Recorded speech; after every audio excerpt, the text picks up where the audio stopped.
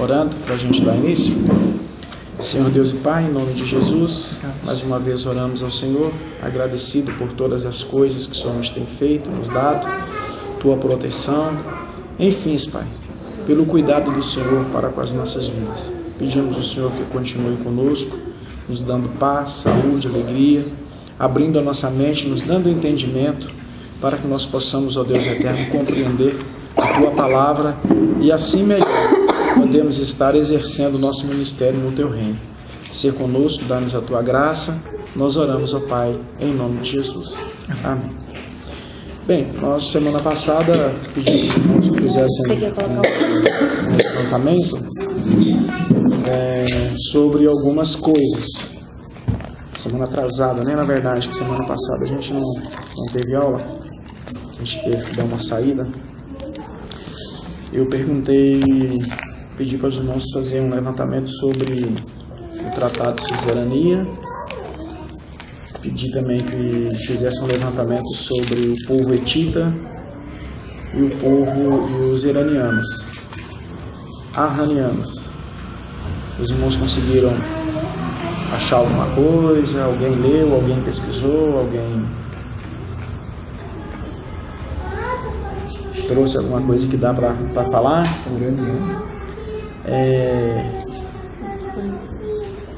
Arranianos, né? Que eu falei um nome assim, que eu fiquei até de pesquisar sobre esse nome aqui e não pesquisei. Como uranianos que eu achei foi extraterrestre. Não, então não, é um povo que vivia ao norte ali da Armênia. O que eu achei de urânio foi isso. Mas não é U, né? Não é U, amor. É com H, né? É com H, mas não é U, me parece que é arranianos. Que vivia ao norte. A Janaína colocou sobre os hititas aqui no hititas, né? Os hititas, os hititas são bem famosos, né? E suzerania e vassalagem. Isso, o que nós temos aí? Ela colocou aqui a relação de suzerania e vassalagem começaram quando os chefes militares germânicos distribuíram as suas terras conquistadas para seus auxiliares mais próximos, ou aqueles que fossem mais influentes. Em troca das tais terras, os ditos suzeranos, chefes militares germânicos, pediam para seus vassalos auxiliares pagarem por sua liberdade caso fossem presos.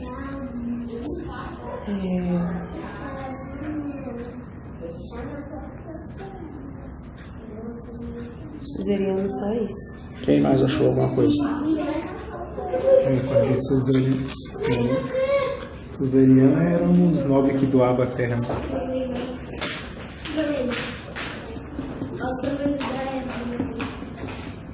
Nobres que doavam a terra. E o recebedor era o vassalos. E aí? Quem mais achou? Na verdade, a gente anotou no papelzinho, eu dei pra patroa e ela guardaram e esqueceu. Não sei onde foi que ela jogou esse papel. Mas conseguiram lembrar alguma coisa, ou achar alguma coisa, pesquisar alguma coisa? Não, na verdade eu esqueci foi dos nomes tudo. Aham. Porque eu não coisa dos papéis. Tem outro aqui, características, né, da relação. Fala assim, ó. Na Idade Média, a relação de suzerania e vassalagem era selada como uma cerimônia. Essa cerimônia era sempre numa igreja ou em outro local, mas com algum líder religioso. Ela era cheia de liturgias, regras e costumes. E dentre as liturgias havia um beijo entre o vassalo e o suzerano. Também acontecia no vassalo se ajoelhar perante seu suzerano para receber simbolicamente a terra. Depois dessa importante cerimônia, o suzerano devia proteção e dava uma parte das suas terras para o vassalo, que por sua vez seria requisitado a qualquer momento para alguma batalha, importante conflito e etc. Essa definição é sua ou é Não, ela Vocês pegou dividiram no as grupo. duas, né? Ela pegou no Ela- iPad. Pegou e mandou Ela pra você. pegou e mandou no grupo. Tá. Esse tratado de suzerania que... Só que já o Ramon, né, com certeza, ele fez a pesquisa dele mais profundamente, como sempre, né? Ele é uma pessoa detalhista. Esse tratado de suzerania que você leu aí, esse tratado de suzerania que o Ramon colocou aqui, até agora, não sei porque eu não vi o restante do material dele, mas o que ele falou e o que você falou, ele é um tratado inspirado no tratado de suzerania que já existia. Ele não é um tratado que nasceu na Idade Média. Ele não nasceu na Segunda Guerra. Povo germânico. Quem é o povo germânico? O povo germânico são os alemães. Então, quando você fala do povo germânico, você está falando da Segunda Guerra. Você já está se referindo aos militares que saíam para as conquistas e nas suas conquistas eles praticavam o ato de suzerania. Certo? Agora, quando eu pedi que vocês falassem sobre o tratado de suzerania, eu queria que os irmãos fossem um pouco mais distantes, porque ele existiu há um tempo bem remoto. Por isso eu pedi que estudassem sobre o povo etita. Por que o povo etita? Porque o povo etita, eles são do mundo antigo, um povo que evoluiu e trouxe evolução para aquela época. Por que isso? Porque eles foram protagonistas na construção dos primeiros carros, né? Hoje nós temos os automóveis, e aí temos alguém que inventou o automóvel assim, o outro daquele jeito, o motor assim, o motor daquele jeito. Naquela época eles dominavam a arte do ferro, né? E eles foram os primeiros a criar os primeiros carros que foram charretados, né? Os primeiros carros que foram para a guerra, né? Exatamente, foram os primeiros carros, eles foram os primeiros a construir. Então você imagina o povo etita numa cultura daquela época, construindo carros e fazendo pacto com todas as nações em volta para que pudessem vender a produção dos seus carros. Então eles produziam seus carros, eles inovavam seus carros, assim como as empresas inovam seus carros hoje, eles inovavam seus carros também. E isso mesmo, eles inovavam seus carros também, né? Organizavam os carros, preparavam para ser usado na batalha, né? Aqueles carros que você vê às vezes nos filmes com algumas técnicas de combater o inimigo diferenciadas. Aquilo tudo naquela época era inovação. Então eles inventavam, as pessoas iam lá, alguém do exército, lá, o general ia lá, olhava, bom, esse aqui a gente gostou, a gente vai conseguir dentro de uma batalha vencer, né? Então assim, eles eram os protagonistas dessa área naquela época. Por isso eu associei as duas coisas para ver se havia um despertar aí de vocês para a questão desse tratado de suzerania bem antes da Idade Média do que nós imaginamos. Sim.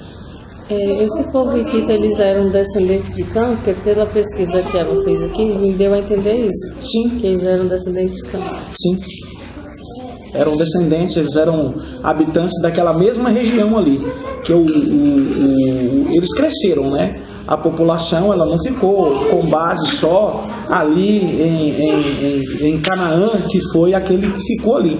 Então, o Cão, ele teve 4 filhos, eles saíram, geraram filhos, e esses filhos de filhos...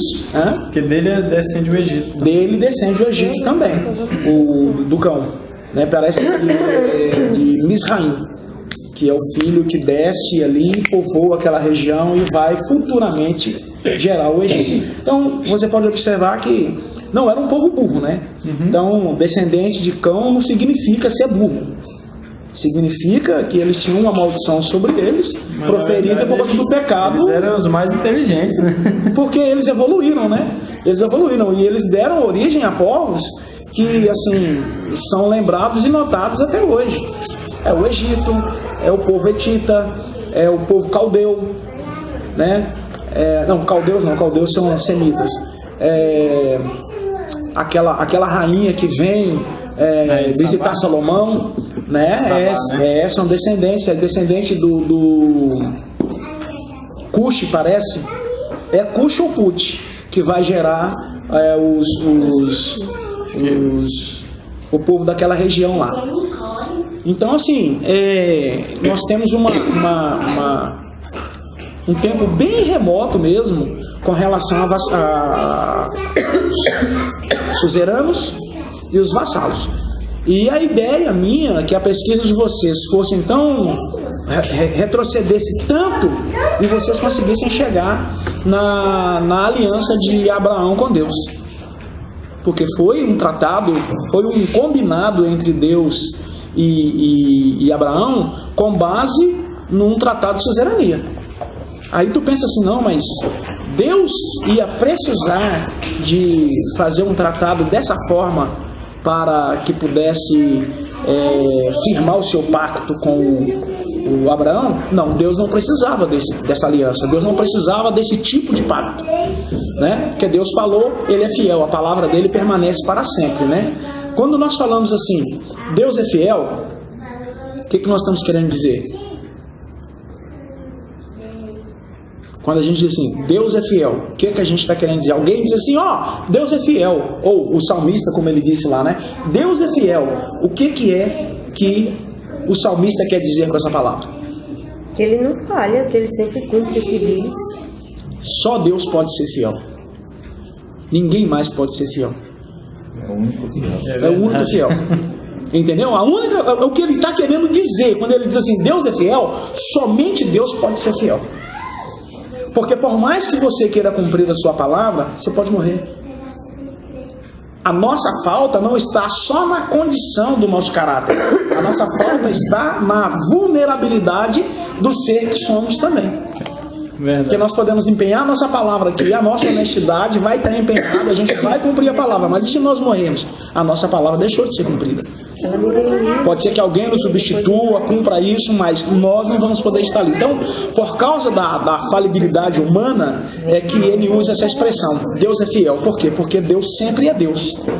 Ele é o mesmo ontem, hoje e eternamente. Ele não muda, ele é imutável. Não é isso?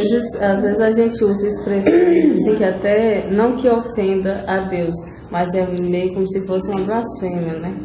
Que às vezes a gente usa expressões que tem na Bíblia para se referir a nós mesmos, que não é a nós, é somente a Deus. E às vezes, somente a Deus. E por falta de conhecimento da nossa parte, porque na Bíblia tem escrito, tem palavras aqui que é somente a Deus, e a gente usa no nosso meio, no nosso dia a dia. Eu acho que isso torna meio que uma blasfêmia.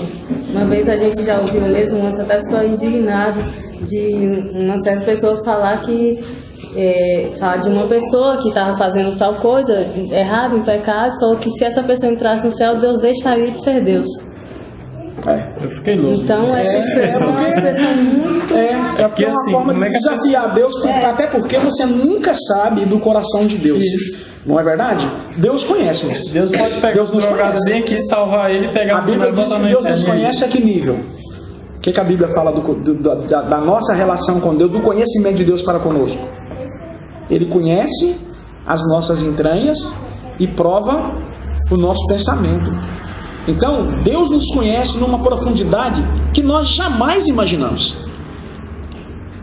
A palavra, nós entendemos que ela afirma que mesmo antes de pensarmos, Ele já sabe o que a gente vai fazer. Aí alguém, até meio irônico também, fala, né? Mas peraí, por que Deus então permite que a gente peque? Porque essa não é uma questão que está na vontade nem na decisão de Deus. A vontade de Deus é que a gente não peque. Mas pelo fato de nós termos o livre-arbítrio, Ele deixa essa decisão por nossa conta. Você vai pecar se você quiser. Deuteronômio capítulo 28, nós aqui já passamos por lá, não é isso que está escrito lá? Deuteronômio capítulo 28. Se você obedecer, do 1 ao 14, você vai ter essas bênçãos. Se você desobedecer, você vai ter essas maldições. Eu falei na semana passada, na última aula ministrada, o quê? Que o tratado, ou seja, a aliança de Deus com Abraão foi uma aliança incondicional. Por isso eu pedi que estudasse sobre a questão relacionada à suzerania. E o tratado de Deus com Israel, agora com Josué, que nós estamos estudando, ele foi um tratado condicional. Por que condicional? Porque dependeu de como Israel ia viver na sua relação com Deus, para que Deus pudesse abençoar. Entenderam? Diferente do pacto que o Senhor Deus fez com Abraão. Então, gente, a questão do pacto, da aliança da suzerania, ou seja, o que eu queria que vocês entendessem nessa questão, é que, geralmente, os suzeranos, eles estabelecem regras para os vassalos. Eles estabelecem regras para os vassalos. Não é que eles vão viver sem regras, vão viver com regras. Você vai ver que na renovação do pacto, aí já na Idade Média, houve o quê? Aliança, houve trato, não é isso? Então eles deveriam ser o quê? Obedientes aos seus suzeranos, né? Então Deus, quando chamou Abraão, ele falou com Abraão desta aliança. E ele celebrou, isso foi celebrado em cerimônia. Isso não foi uma coisa que aconteceu assim, só na palavra, né? Nós vemos, se você for estudar minuciosamente o texto, você vai observar que foi apresentado um sacrifício. Foi apresentado um sacrifício. E o que era esse sacrifício? Lá nesse tempo antigo, como se celebrava isso? Trazia o animal, né? Colocava ali, partia o animal, e o suzerano, o que ele fazia para garantir a palavra dele? Ele apresentava a sua divindade, o seu Deus, como álibi da sua aliança. Olha aqui, diante do meu Deus, o povo hoje no nosso tempo não tem a mania de dizer isso, né? Eu juro por Deus, né? Então, quando eles estão dizendo isso, a Bíblia chama a nossa atenção para que a gente não jure. Por quê? Porque nós não temos nada. O que a gente tem para a gente colocar como garantia no nosso juramento? Entenderam aí por que a Bíblia fala para a gente não jurar? Às vezes a gente não fala, porque a história ensina para a gente uma coisa. E o Deus trata com a gente de acordo com a história. Ele não pega você e trata com você, pega uma sacola lá em cima, ó, tá aqui, pronto. Nosso trato tá aí. Não é assim. Ele sabe que nós evoluímos. Dentro de um processo de evolução do ser humano, nós criamos hábitos, costumes, regras para a nossa sobrevivência. E Deus utiliza disso para que Ele possa formar as suas alianças, para que Ele possa nos corrigir, para que Ele possa nos guiar, nos direcionar a nossa vida. Quer dizer, durante todo o processo da humanidade, foi dessa maneira que Deus agiu, e dessa maneira Deus agiu quando Ele chamou Abraão. Foi assim que Ele chamou Abraão. Chamou Abraão, e vocês começam a pensar juntamente comigo. Comecem a imaginar juntamente comigo. Abraão vivendo lá em Ur dos Caldeus, vivendo lá em Padã Arã, né? E no meio da sua família, e agora o Deus aparece para ele do nada. É como você encontrasse com o ET aí, de repente. Você está indo para o Grande Vale, bem na encruzilhada ali, o ET aparece para você, né?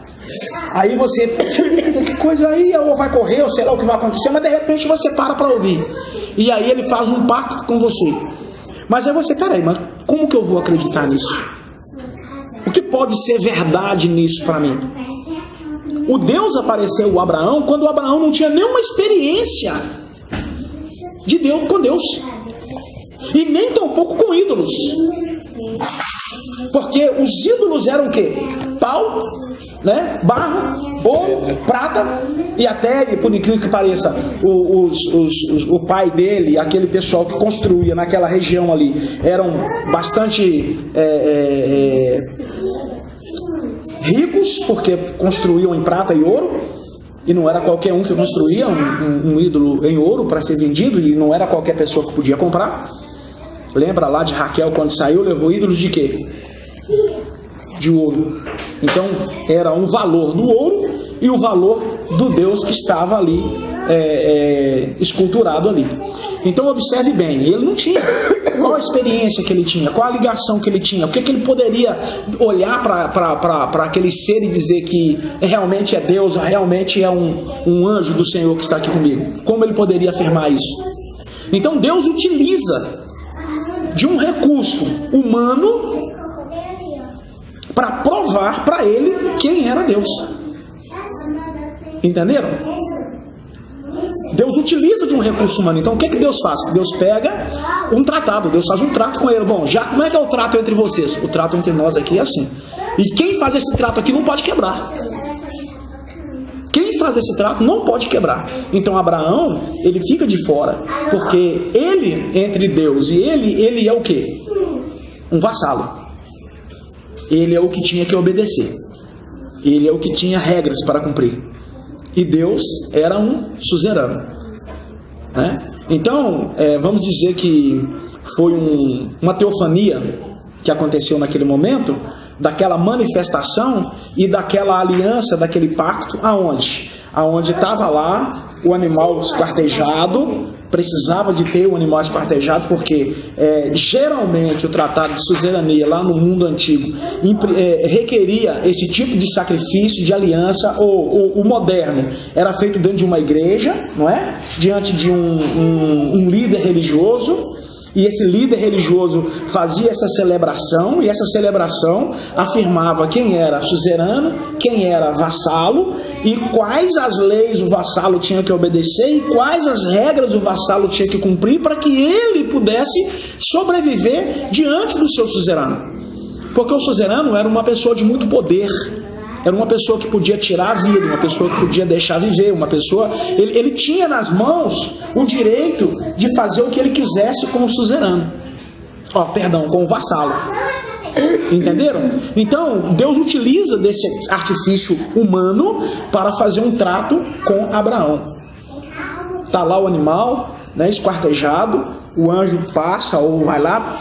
Passou, ele passar no meio do sacrifício, é como se ele estivesse assinando um documento de que a palavra dele não voltaria atrás. Imagine vocês, sem nós termos um documento assinado por Deus, nós sabemos que Deus vai cumprir, porque a Bíblia diz que ele é fiel. Imagina Deus assinando um documento para nós. Entenderam? Então Abraão olhou aquilo e falou assim: bom, eu posso confiar nele porque ele fez um trato comigo, e mediante esse trato ele não vai deixar de cumprir a palavra dele. Então aí está a incondicionalidade do projeto de Deus, do plano de Deus para com o Abraão. Então você vai observar que Deus nunca esquece do trato dele com Abraão. Quando é na Bíblia que você leu que Deus esqueceu do trato dele com Abraão? O Deus falou com Abraão que o abençoaria, a terra que seria dele, tudo seria dele, não é isso? Daria a ele uma descendência. Tudo aconteceu, gente, para impedir. Tudo aconteceu para atrapalhar o projeto de Deus na vida de Abraão. Mas alguma coisa conseguiu atrapalhar o projeto de Deus na vida do Abraão, na descendência do Abraão? Nada. Tudo se cumpriu do jeito que Deus havia tratado. Então, ele creu. Então, quando a gente olha assim, o Abraão sendo chamado por Deus, e ele crendo de maneira incondicional, porque já parou para pensar, o camarada passar fome, o camarada ser perseguido, ter luta de inimigo, né? Eu tenho água, mas o indivíduo vai lá e toma a água dele. Não, esse poço não é seu, não é nosso. E Deus, ele chama o Abraão, faz esse tipo de aliança com o Abraão, ele renova essa aliança com Isaac, e ele renova essa aliança com Jacó. Mas espera aí, com Isaac sim. Quem lembra lá do sacrifício de Isaac lá? Deus renova essa aliança ali. Deus renova essa aliança ali. Alguma coisa ali, quando Deus providenciou o cordeiro, trouxe tudo, colocou, Deus estava dizendo para o Isaac: continua firme no propósito do teu pai, porque eu estou assinando com você o contrato de sequência. Você é o filho que eu vou usar para dar uma descendência para o teu pai, para cumprir o resto da minha promessa sobre o teu pai. Então, o tratado, ele requeria esse tipo de pacto, de aliança, onde o suzerano empregava a sua palavra de cumprir o que ele estava tratando, e o vassalo agora tinha as regras para serem obedecidas. Ele tinha que cumprir aquilo que era determinado para ele. Tá? E lá no mundo antigo, gente, isso foi celebrado, não foi uma, não foi duas, não foi 3 vezes. Quase que sempre isso acontecia. Por quê, pastor? Porque os reis que dominavam as nações, vocês podem observar que em algum tempo eles permitiam que a nação que foi dominada continuasse viva. E aí a gente fala assim: não, mas deixaram vivos, vieram aqui, colocaram um governador aqui. Mas isso não era tão simples assim. Isso não era tão simples. Quem lembra da época do tempo de Zedequias? Zedequias faz um trato com o Nabucodonosor, não é isso? Nabucodonosor? É o Nabucodonosor mesmo. Ou é o outro maluco lá lá de cima do norte, lá, Senaqueribe? Eu não lembro mais. Não foi Senaqueribe. Ezequias que se sacou dele, né? Mas o outro, tô falando do Zedequias. Por que o Zedequias? Porque o Zedequias, parece que ele mesmo, ele faz o trato, e aí, no final, ele começa a dar ouvido a profetas que achavam que o tempo já tinha vencido, que não dependiam mais de ser escravos nem pagar tributo. Por que ele foi permitido ficar na terra e ficar diante do povo? Mediante a pagamento de tributo, impostos. Quem era o vassalo? Zedequias. Quem era o suzerano? O rei que dominou a terra. Ele falou, vocês vão continuar vivos, né? Mas eu quero o ouro, quero a prata, e todo mês vocês terão que mandar, ou todo ano vocês terão que mandar uma quantia para mim.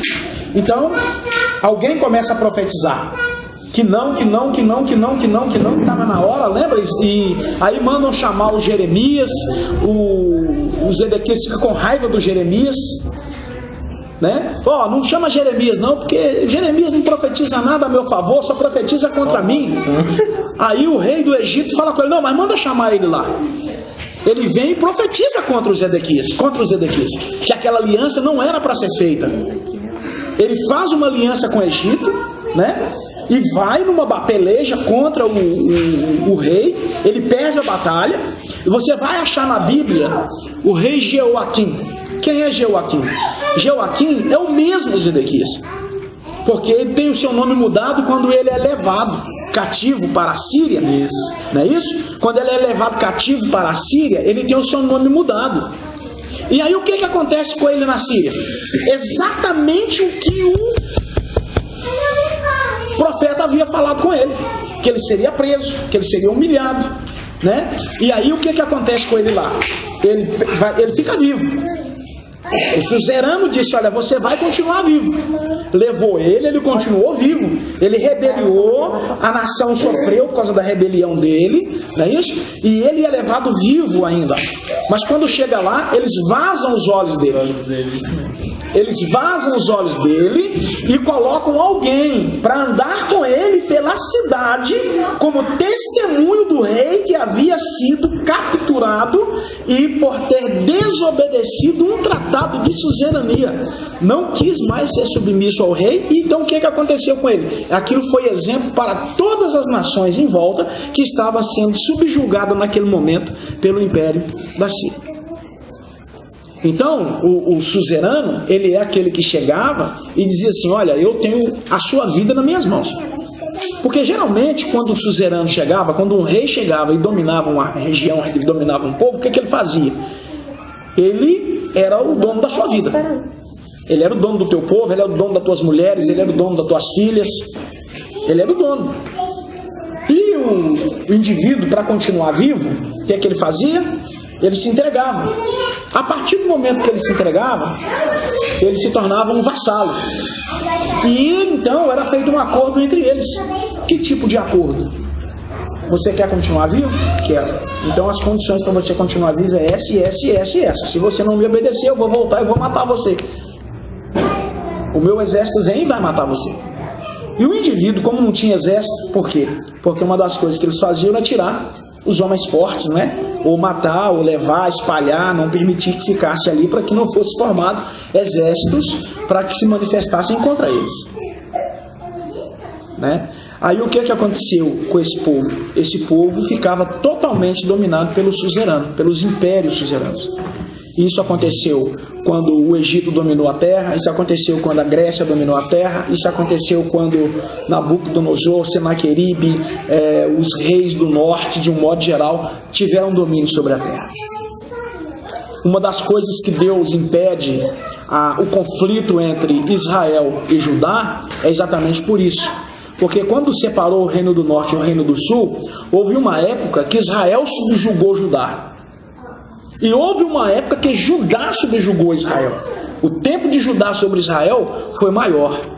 E Deus chamou Israel, chamou a Judá e disse à liderança em Judá que não permitia esse tipo de tratamento, porque eles eram ambos irmãos. Deus não queria que isso acontecesse entre eles por serem irmãos. Imagine você sendo suzerano e um irmão seu sendo um vassalo. Seria muito duro para um irmão, não seria? Então Deus impede esse tratamento, essa briga, esse conflito entre eles, exatamente para que eles não subjugassem os seus irmãos ou não matassem os seus irmãos porque eles não haviam cumprido aquilo que era o trato que havia sido feito. Então o tratado de suzerania lá bem remotamente, ele era dessa maneira. E você vai ver que depois, mais tarde, quando os impérios foram modernizando já na Idade Média, aconteceu. Nós temos aí a notícia de que os generais que iam para a batalha dominavam uma determinada região, porque os países tinham muitas regiões isoladas, né? A Europa principalmente era assim. A gente vê a história da Itália. Você vai observar que a Itália tinha vários pequenos países, né? Era um aglomerado de pequenos reinos que depois ficou sendo chamado tudo de Itália. Mas desde tempos remotos eles foram se organizando em pequenos grupos e a impressão é que eram pequenos países. E você vai ver que na Segunda Guerra Mundial eles tentaram dominar regiões isoladas da Itália. O Hitler, né? E alguns países que eram pequenos, bem pequenos mesmo, como ali naquela região, como na região do extremo lá do Extremo Oriente, que foi dominado por eles pegaram aqueles reinos pequenos e começaram a subjugar. Ali fizeram um exército ali dentro ali, trancaram eles ali e começaram a subjugá-los ali. Então o que eu quero dizer para vocês é que isso que a Ana Paula leu com relação ao tempo recente já se refere a essa ideia que vem da suzerania do Antigo Testamento, tá? Tanto é que ele é celebrado não só pelo suzerano e o vassalo, ele é celebrado pelo suzerano, o vassalo e uma entidade espiritual, para que se comprove diante de ambos que aquele trato estava sendo feito e ele não seria quebrado pelo suzerano a menos que o vassalo não cumprisse com a sua palavra. Então o trato de Deus com Abraão é com base nesses termos. Abraão tinha certeza quando ele disse para Deus que seria fiel, e Deus tinha certeza que iria cumprir o que havia prometido. Mas Deus toma mão disso aí, ele toma isso que era um hábito, um costume, um conhecimento dentro da mente dele, para que fosse celebrada uma aliança, para que ele pudesse então ter a certeza no coração dele que o seu suzerano, que era o Deus que estava sendo apresentado para ele naquele momento, não iria falhar com o seu trato. Ok, pessoal? Povo hitita, pedi que vocês pesquisassem alguém, hititas, perdão, isso mesmo. Obrigado. Esse povo hitita, pessoal, vocês leram, trouxeram alguma coisa? A Janaína também. Postei lá umas coisas. Ela diz que os hititas são um povo indo-europeu, heteus, um povo que também é descendente de um povo. São mencionados na Bíblia em diversas passagens, são listados no livro de Gênesis 10:15. Aí está entre parênteses a tabela das nações, como a segunda das 12 nações cananeias, descendentes de Et. Isso aqui, ó. Aí tem um monte de essas palavrinhas aqui. É porque está em língua aramaica. Aramaica não é. Nem o hebraico não é. É a língua deles não. Eles são mencionados várias vezes como vivendo em ou próximo a Canaã. Desde o tempo de Abraão. Desde o tempo de Abraão, eles existiam. Naquela região ali. Europeu. Os hititas eram um povo indo-europeu que no segundo milênio antes de Cristo fundou um poderoso império na Anatólia Central, cuja queda data do século XVIII. Acho que Eles são...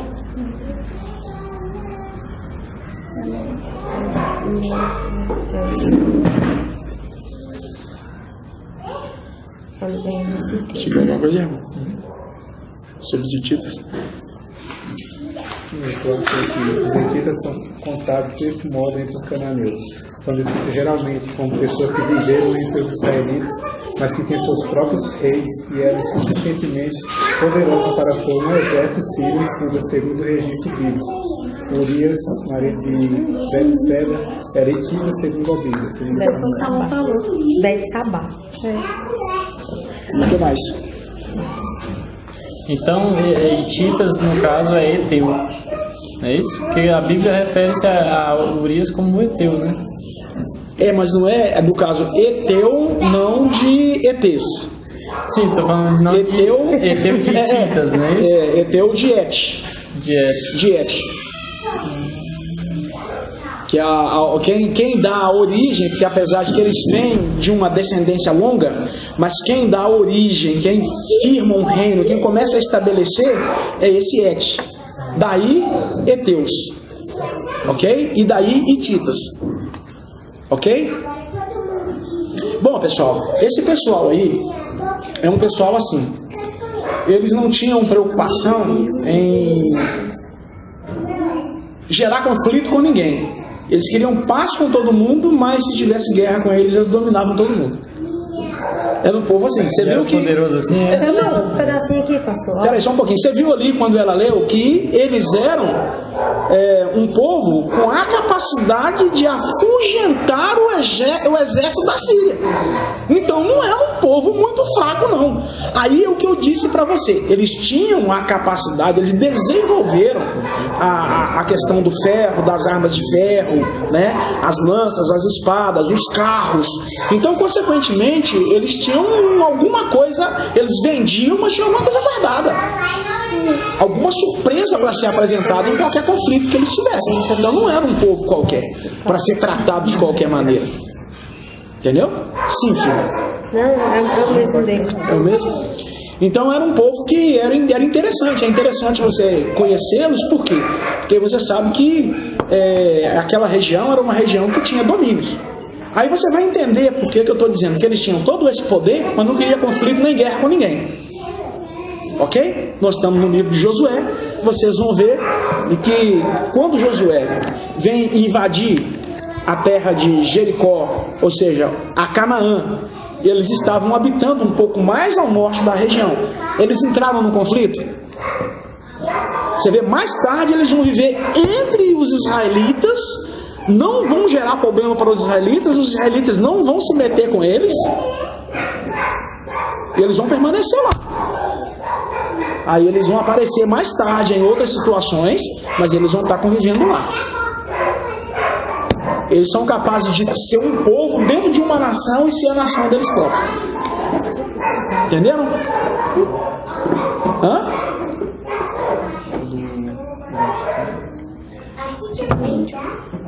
Oi? Mais ou menos, o Ramon deu uma ideia aqui, de tipo assim, o Vaticano, né?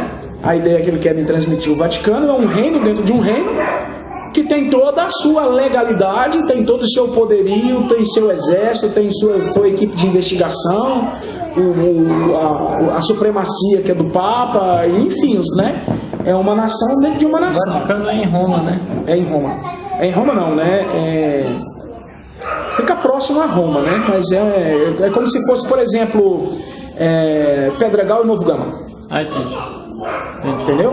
Pedregal é Pedregal, na cabeça de quem mora no Pedregal, nasceu no Pedregal é Pedregal, mas na cabeça de quem vai ver o mapa de Novo Gama, Pedregal é um bairro de Novo Gama. É igual a Sicília. A Sicília é Itália. Pedregal não é uma cidade. Para nós, né? Sicília não é uma cidade?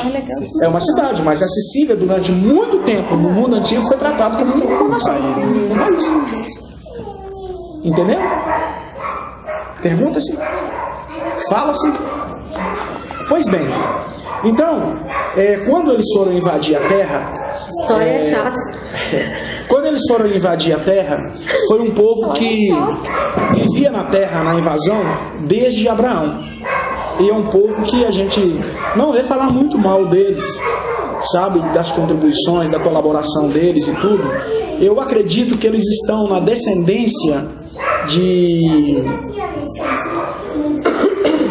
Caim, ou seja, o Cão, ele esteja ligado à hereditariedade. Porque quando a gente fala, pessoal, que é filho direto, não tem como a gente dizer, porque filho direto seria filho direto de Noé. Não é isso? Mas Noé era semita. O que é semita? Descendente de Sem, não é isso? Noé era semita. Agora, como que a gente pode associar os cananeus, ligar eles à descendência de Caim?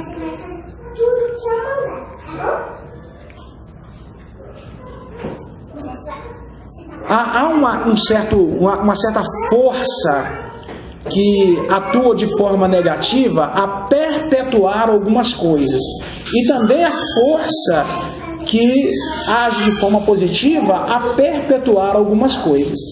Por exemplo, quando a gente vê no Caim todo o lado pecaminoso, a gente tem após Noé a sequência do lado pecaminoso em quem? Em Cão. Não é isso? Então nós temos o quê?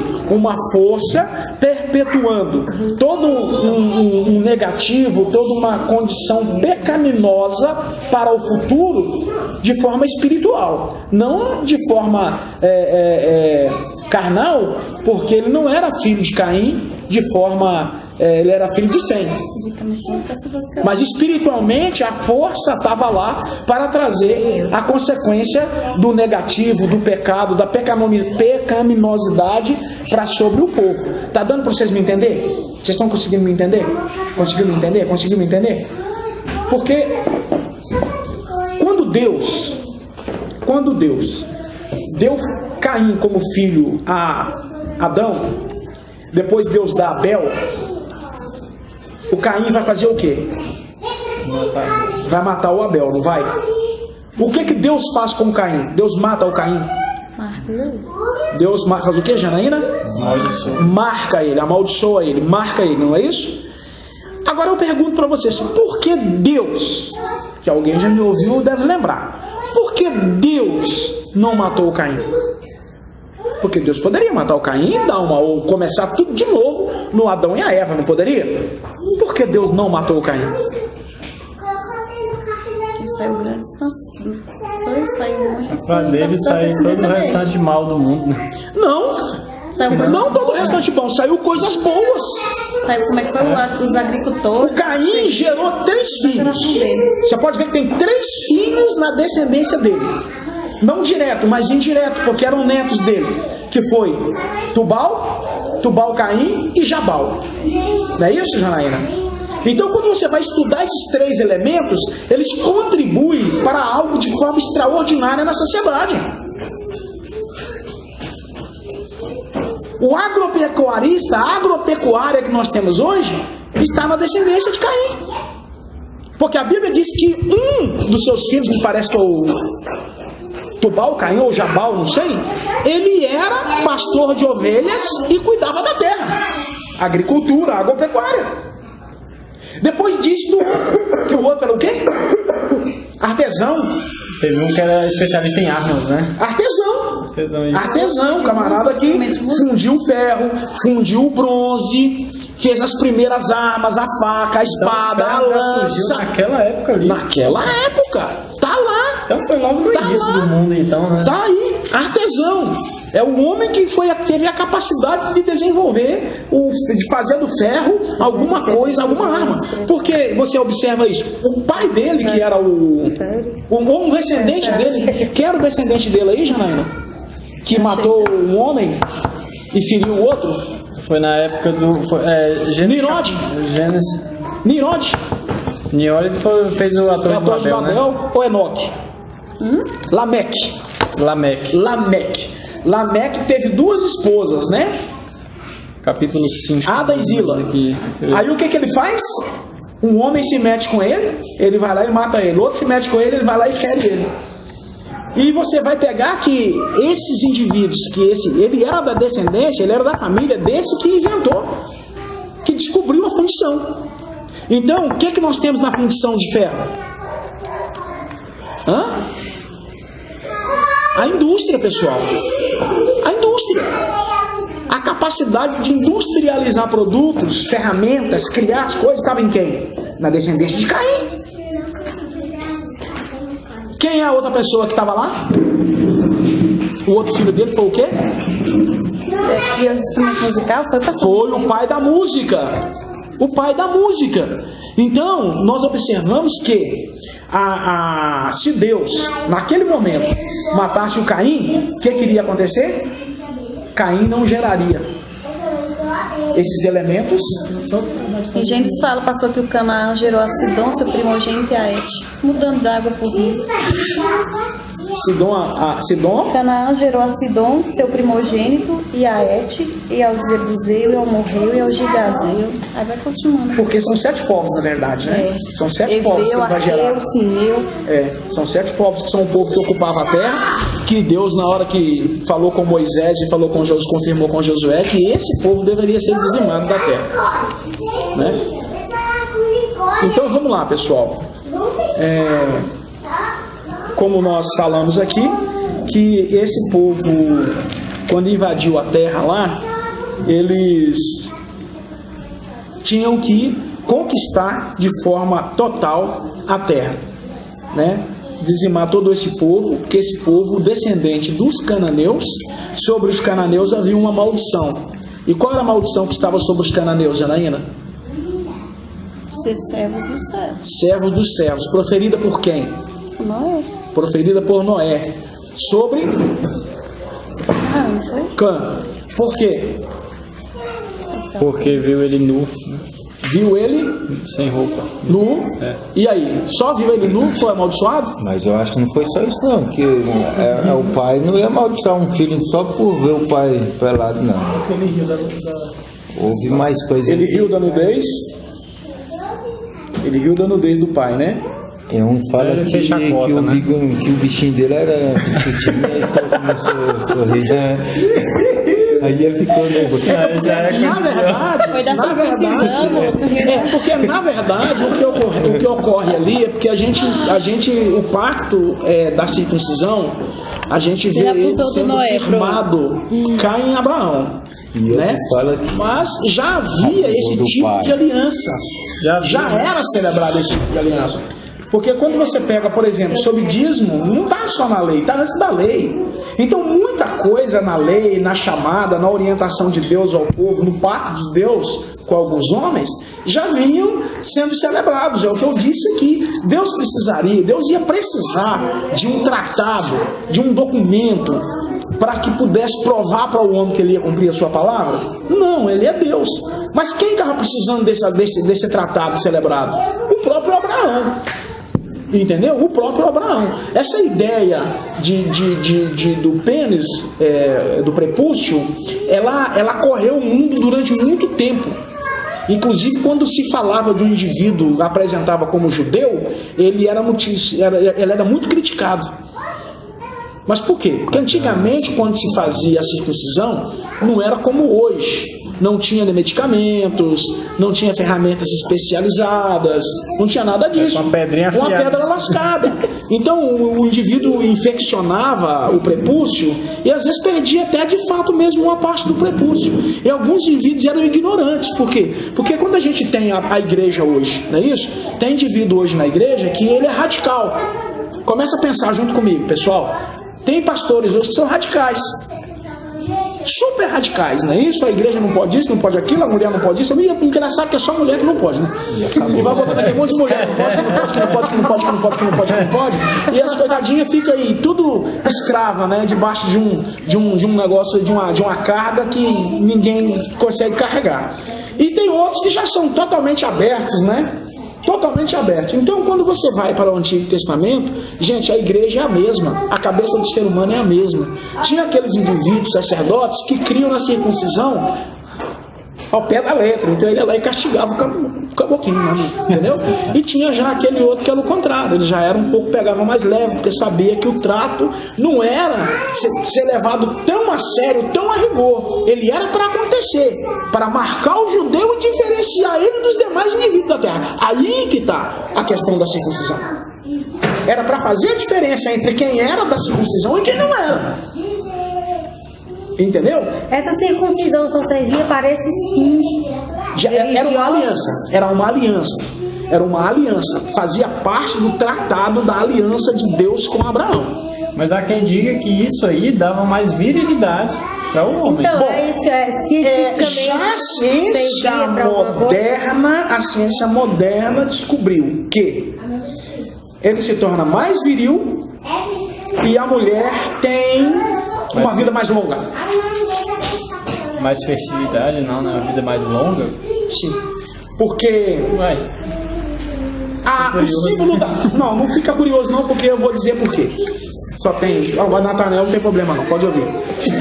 A virilidade não era só a questão da ereção. E o moderno hoje, a virilidade, qual é o símbolo de virilidade hoje? Não é a ereção, né? Os indivíduos hoje fazem postagem e filmes para mostrar sua virilidade através do tamanho do seu membro, né? Existe até apologia hoje ao pênis. Aí você pensa, pastor, mas é um absurdo. Não, mas tem, uai. Esses indivíduos que ficam aí nesses programas aí que eu não perco tempo nem de ver. Eu sei porque eu ouço alguém falar, mas eu não paro nem para ver. Mas tem programa na televisão que apresenta isso aí abertamente, às claras. Quem fica na televisão pelas madrugadas aí vê isso aí. Esses programas até em rede aberta aí, que passa pela madrugada. Então o que eu quero dizer para vocês? Que hoje o símbolo da virilidade não é só a ereção. É o tamanho do membro que o indivíduo tem que vai fazer a diferença. Bom, cientificamente, estudando, alguns médicos não puderam provar, mas falaram isso. E através dos estudos deles, essa prática, né? Essa prática de alongamento do pênis, o que estava fazendo? Ele estava trazendo uma consequência para a mulher, porque atingia o colo do útero, feria, e muitos cânceres que foram detectados no útero foi provocado por isso. E aí você pega as mulheres judias e elas vão morrer de muita coisa, mas você não vai ver que ela vai ver que ela não vai morrer com problema de útero machucado. Útero virado, né? Não vai gerar, como é o caso de Sara, caso de Rebeca e outros casos na Raquel e outros casos na Bíblia. Mas não vai ter esse tipo de problema. E cientificamente, viu, pessoal? Alguém chegou a dizer que essa questão estava superada exatamente porque as mulheres judias não tinham esse tipo de problema, pelo menos as antigas. Não sei hoje como que se trata isso lá, mas as antigas não tinham, tá? Da infecção de colo de útero, porque não eram machucadas, não eram atingidas, e então elas tinham uma sobrevida com relação a isso aí, e por causa disso elas tinham uma capacidade maior de ovular, capacidade maior de se fecundar e capacidade maior de gerar filhos. Então Deus não fez nada à toa, não. Deus fez a coisa baseada em saúde, né? Em ciência que Ele trouxe para nós, ok? A outra coisa é a virilidade masculina, né? Segundo também alguns estudos científicos, que a quantidade de sangue para chegar, porque o que é a ereção? é um bombeamento de sangue que vai para o membro e ele vai ficar ereto exatamente por essa chegada de sangue, por uma combinação de fatores orgânicos, ok? Então, o que se afirma? A afirmação é que, quanto maior, mais quantidade de sangue. Se o indivíduo tem impotência, muitas das vezes não é porque ele não quer ou porque ele não consegue, é porque o sangue não chega. Por quê? Porque a quantidade de sangue que tem que ir é muita e a pressão é baixa, como é que vai fazer? Entenderam? Então, isso são dados que tentaram provar o porquê, né, de Deus entrar nessa questão da circuncisão, da diminuição, de certa forma que foi levado lá no princípio, né, que era de cortar mesmo. Mas não é só o corim, pastor? Não, você pensa que é o corim, né? Isso aí é a fimose que nós conhecemos hoje, né? Mas não é só o corim, não. Antigamente a coisa era mais séria. Não, porque quem lembra da circuncisão dos filhos de Moisés? Que nem foi Moisés que fez. Isso, foi a própria Zípora lá e irada. Você imagina pegar o pênis do menino, morrer com raiva do marido, ir lá e meter a pedra e cortar fora, e com raiva vir e jogar nos pés do marido. A Bíblia diz isso, que ela veio e jogou nos pés de Moisés. Chamou ele de sanguinário. Por quê? Porque Moisés ia fazer e ela não queria deixar, ela tinha outra divindade, ela tinha outro Deus, ela seguia a cabeça do seu pai, que é Jetro, que era sacerdote Midian, e a Bíblia não diz de que divindade ele era, de Deus, ele era sacerdote, né? Mas ele tinha que circuncidar os filhos, para que pudessem fazer parte da tribo de Israel. E tanto a circuncisão Deus recebeu, que eles fizeram e tiveram herança na terra. Os filhos de Moisés entraram e tiveram herdeiros na terra. Então, gente, isso é de fundamental importância. Você saber porque foi assim que aconteceu. E a ideia científica é que isso tinha um certo valor para o homem na questão da diminuição, exatamente por causa do sangue que chegava, quantidade de sangue que ia circular, então ia ser muito mais eficiente, ele ia ficar com muito mais capacidade de ereção do que o outro, o ímpio no caso, porque naquela época já se lembra que nós falamos aqui do culto da fertilidade, da Azerá, ou Azera. Por quê? O culto da fertilidade, ele era celebrado nesses rituais aí, aonde havia essa apologia ao sexo, né? A masculinidade do indivíduo, que não era representada não só pelo fato de ser homem, ou só pelo fato de ter ereção, pelo fato também do tamanho do seu membro que estava ali para ser utilizado naquela noite de orgia. Ok? Eu vi um vídeo uma vez, pastor, aqueles menininhos na África, deles circuncidando os meninos, entendeu? Aí porque até então a gente tinha noção, mas eu vi como é que eles fazem mesmo. Eles puxavam um negocinho, só o corinho mesmo, aí eles botavam, era tipo uma faquinha, entendeu? Aí só que ele tinha uma voltinha assim, aí ele colocava aqui e fazia assim. É um cutelozinho. Eu não consigo nem imaginar. Aí ele já puxava, o menino já saía gritando já, mas era rápido demais, ele puxava. É porque a África tem uma ligação com a descendência, né? Dos hebreus. Então eles levam a cultura. São descendentes de Canaã, de Cão. Você vai para eles levam a cultura. Levam a cultura. Os africanos levam a cultura. Mas ali, eu achei que a maioria desses macumbeiros aí que tem muito na Bahia já era de lá. Não, e muitas tribos, né, herdaram isso dali de cima ali mesmo. E tem a questão dos muçulmanos, né, que logo que a religião foi fundada foram para lá e eles têm o mesmo costume. Porque segundo eles é que são os herdeiros, não o Isaac. E eles levavam a cultura do Abraão. Se colocaram diretamente na linhagem e aí prosseguem com o mesmo ritual que os judeus têm. Bom, vamos lá. Gente, o que é plenitude dos tempos? Ou plenitude de um tempo? Essa é uma mãe. Alguém quer perguntar sobre o assunto que a gente terminou? Falar mais alguma coisa? O que é plenitude de tempo?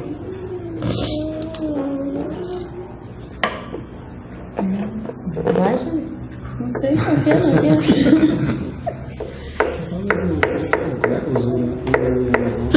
Não, porque não tem muita coisa sobre eles nem na Bíblia. Tá? Esses uranianos, eles não tem nem muita coisa na Bíblia também não. Eles viviam no norte, mas era um povo que estava muito quietinho lá no cantinho deles também, não mexia com ninguém, não tinha poder bélico, mas era um povo que era numeroso também. Tá? E eram da mesma linhagem aqui, porque eles foram um pouco mais para fora de Canaã e eram descendentes mais indiretos, mas estavam ali na mesma região também, tá? E não entravam em conflito também não. Não entravam em conflito de ninguém. Eles se defendiam, mas não entravam em conflito de ninguém, tá? Depois eu vou pegar qualquer coisa que eu tiver desse assunto e mando para tu. Então, gente, vamos lá. O que é plenitude de tempo?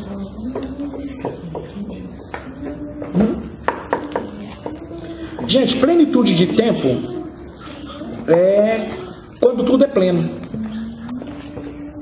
Você já ouviu falar que Jesus nasceu na plenitude dos tempos? Não está escrito na Bíblia isso? Jesus nasceu na plenitude dos tempos. O que é plenitude? Porque tudo era pleno na época do nascimento de Jesus. O que significa isso, Ana Paula? O Império Romano, quando assume o poder, já estava no propósito de Deus eles assumirem, desde a revelação que Deus dá para Daniel, no discernimento do sonho de Nabucodonosor. Ouro, prata, bronze, ferro e barro. Ferro e barro é o Império Romano, ok? Que seria o último império a ser destruído, tanto que a pedra que é cortada não por mãos humanas vem e bate exatamente nos pés da estátua, aonde ela é frágil, que é o último império, que parece ser o império mais poderoso pelo tempo que ele vai estar no poder, mas é aonde a pedra vai cortar e vai derrubar todo o projeto que Satanás traçou desde o princípio. Esses impérios são projetos de Satanás para impedir e que Deus utiliza para que pudesse ser bênçãos. Então Deus permite, né, que o Império Romano assuma o poder, e com ele ter assumido o poder, o que acontece no mundo, pessoal?